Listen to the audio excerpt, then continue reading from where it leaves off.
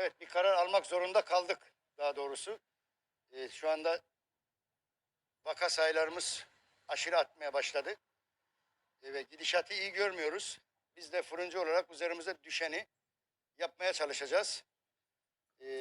HES kodu uygulaması, yani aşı olup olmadığına insanların bakacağız. Aşı olmayana ekmek satışı yapmayı düşünmüyoruz. Şu anda 6 ilçe ve ben bunun çok kısa zamanda 39 ilçeye yayılacağına inanıyorum ve hatta Türkiye'ye yayılmasını istiyoruz.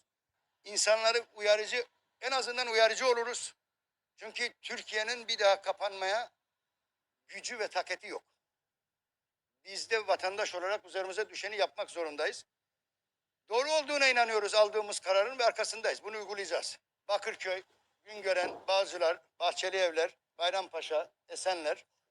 Bu ilk adım. İnşallah 39 ilçeye gidecek bu. Gelen vatandaşa, biliyorsunuz şu anda herkes akıllı telefon kullanıyor.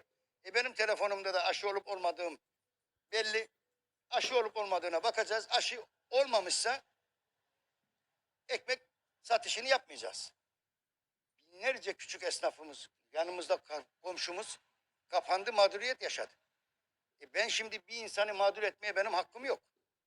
Ama 18 yaşından yukarı olan kişilere biz bunu soracağız. Aşısı yoksa da ekmek vermeyeceğiz.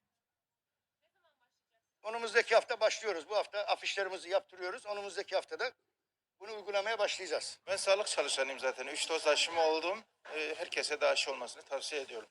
Bizim iş yükümüzü de azaltmış olurlar. Yani mantıklı. Mantıklı. Olması gereken de o. Herkesin aşı olması lazım. Olmayı da hiç düşünmüyorum yani. Bir şey olacaksa zaten olacak yani. Bunun şeyi yok yani.